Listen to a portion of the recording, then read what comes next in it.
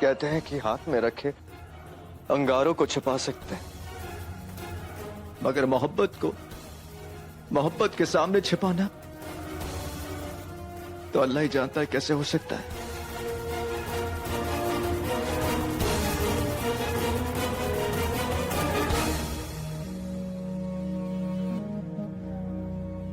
और अब जब सच बाहर आ ही गया तो मैं आपसे एक और बात कहना चाहता हूं। बोलिए। मैं और मेरी मोहब्बत आपके कर्जदार है शाद मियां। आपने मेरी सनम को, मेरे प्यार को यूं इतने हिफाजत से रखा, शुक्रिया। You're right.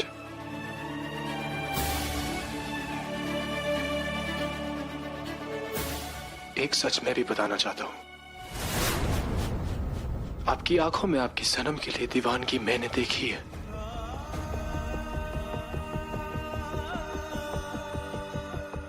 लेकिन मेरी जन्नत से मैं भी उतना ही मोहब्बत करता हूं। पूरा एपिसोड देखिए ZEE5 पर।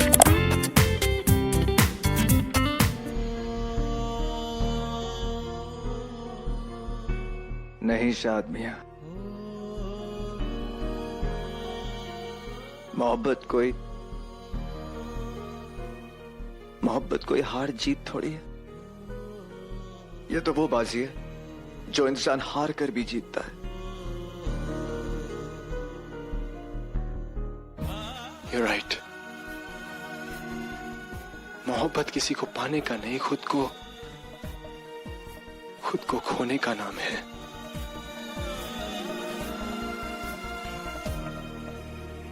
बेइंतहा मोहब्बत करता हूं मैं जन्नत से। उसे खुश देखना मेरी जिंदगी का मकसद है।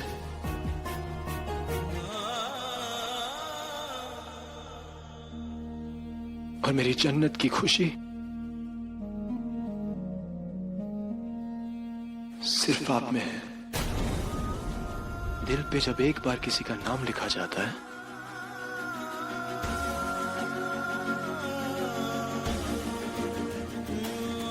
तो जिंदगी भर वो उसी नाम के लिए धड़कता है। आपकी सनम सिर्फ आपकी है। एक बार आपकी सनम ठीक हो जाए, I'll tell her everything. नहीं, बिल्कुल नहीं। अगर सनम सुनने की हालत में होती तो मैं उसे सच्चाई कब की बता दिया होता। कुछ नहीं होगा उसे। नो, सीरियसली, अगर वो ये सच सुनने की हालत में ना हुई तो कुछ भी नहीं होगा उसे। And I promise you कि सनम और आहिल को मिलाने के लिए मैं जमीन आसमान एक कर दूंगा।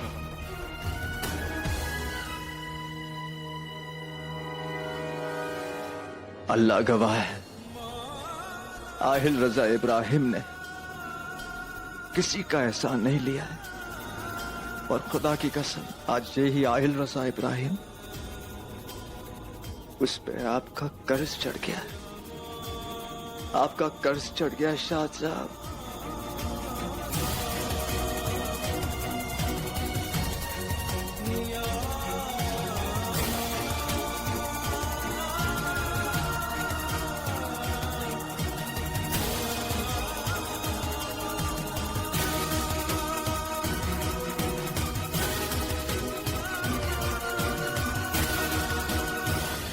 भोपाल की बेगम साहिबा,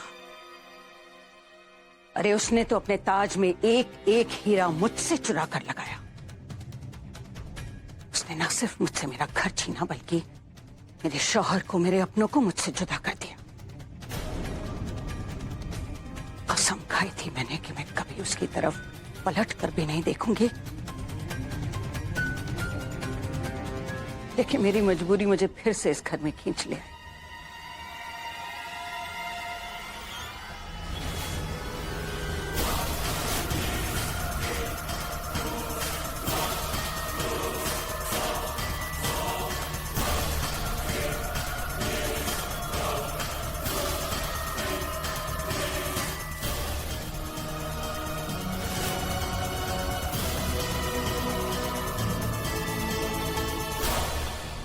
कहते हैं कि पीतल आग में तपकर पिघल जाता है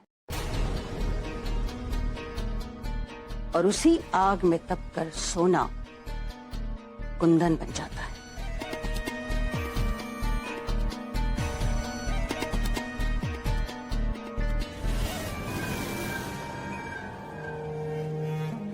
उसी जिल्लत की आग में तपकर मैं भी पिघल सकती थी, लेकिन मैं उस आग में तपकर सर जूड़ा बन गई।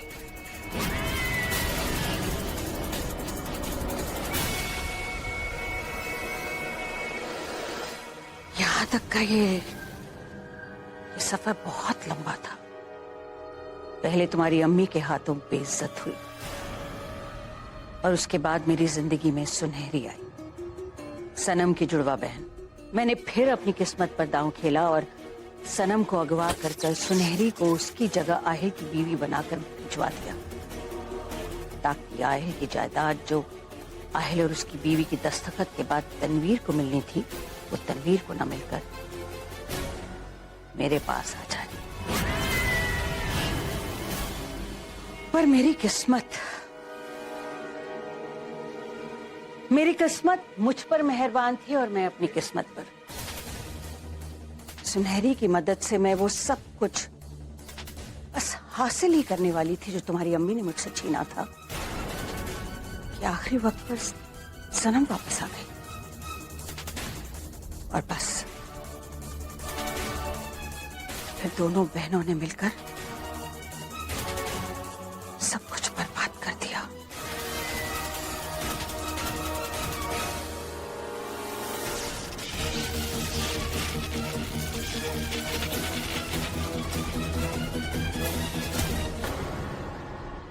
तनवीर की बेटी अपनी माँ का बदला लेने आई और ये मोमानी इस घर को वापस हासिल करने। पहले जिंदगी बेवफा हुआ करती थी, अब तो मौत भी वफा नहीं करती। देखो ना, मौत ने मोमानी को गले से लगाकर छोड़ दिया। एक तो मैं नाजुक, ऊपर से फूलों सा मेरा दिल, और ऐसे ही मुर्दे उठ उठ कर घर में आने लगे ना तो एक दिन पक्का मेरा दिल धड़कना बंद हो जाएगा। और ये मुमानी तो कब्र से उठकर आई है। शैतान है, शैतान। क्यों? अरे शैतान नहीं, शैतान की वो है। वो क्या? अरे वो जो तुम सब लोग मुझे बुलाते हो, जली हुई माचिस की तीली। अरे वो जो मैं तुम सबकी हूँ, खाला। शैतान की खाला है वो। देखो ना, एक दुश्मन की बेटी को इतना ताकतवर बना दिया कि एक लावारिस होते हुए भी आज वो भोपाल की मेयर बन गई है? और अब दोनों मिल गई हैं। अब क्या होगा?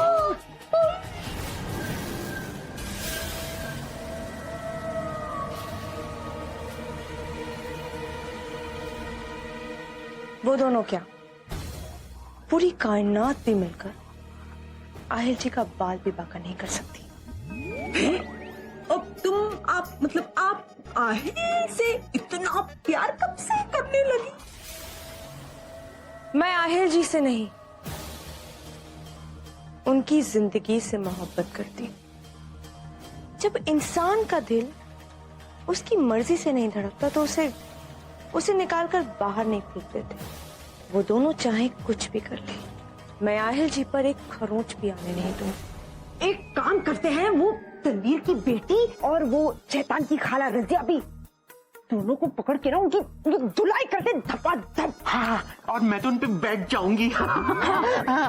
सब्र करिए खाला, सब्र करिए लतीफ।